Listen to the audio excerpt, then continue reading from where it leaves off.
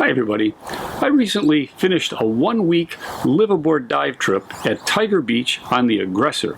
We dove with photo pros Mike and Mike, and they were great, giving daily didactics and helping us all with our photography on a daily basis. After spending 1 week diving and photographing lemon sharks, reef sharks, and an occasional tiger shark, I thought I'd give you some tips. Let's check it out. First of all, always be safe and make sure you have good buoyancy control. Listen carefully to the dive masters. They are experts and extremely helpful. Now this is a Caribbean reef shark. For this trip I used my Nikon D7100 with a 12 to 24 millimeter rectilinear wide-angle lens, which I set at 12, and I used two 160 Ite-like strobes. The strobes result in better white color of the shark underside, which the water column otherwise always takes away. This is a lemon shark. Now I usually use the manual mode with settings of f8, shutter speed of 1 to 200, and an ISO of around 100.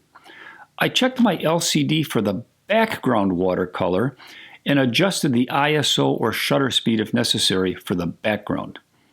I checked my LCD and histogram for the shark in the foreground illumination and adjust strobe power or strobe to subject distance if necessary for foreground illumination.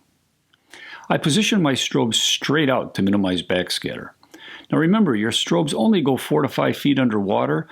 If you're farther away from the shark than that, just point the strobes away from the animal or turn the strobes off because they're not going to do any good other than cause backscatter.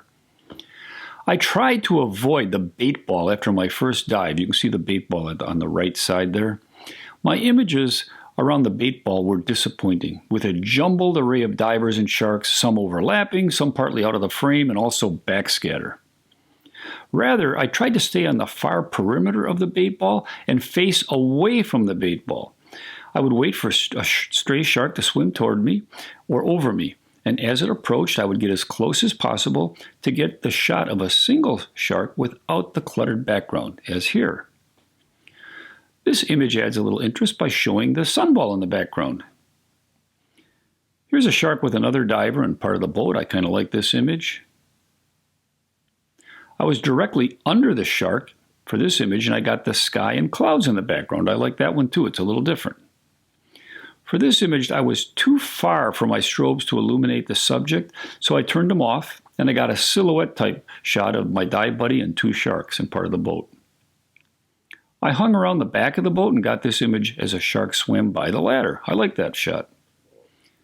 Here I was very shallow and got this shark near the surface. It's nice to show some dappled light from the sun shining on the shark and the reflection of the shark just beneath the surface. Now with close focus wide angle, the size perspective distortion makes the shark in the foreground appear much larger than the diver in the background. This one is okay, though the diver is partly merged with the shark. For close focus wide angle, I use a smaller aperture to get really good depth of field so that everything's in focus in the foreground and background. Now, if the background becomes too dark with the smaller aperture, I have to bump up the ISO to try to brighten the background, but then I have to decrease my strobe power so the subject is not over illuminated. Here I tried to emphasize a unique perspective of the shark with my dive buddy in the background. I pulled my strobes in close. However, the diver is under-illuminated. I should have used a higher ISO.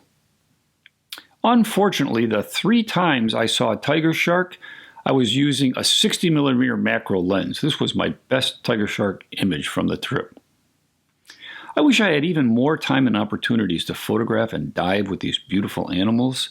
Hopefully these tips might give you some ideas and also help shorten your learning curve on your next attempt at imaging sharks. Thanks for your attention.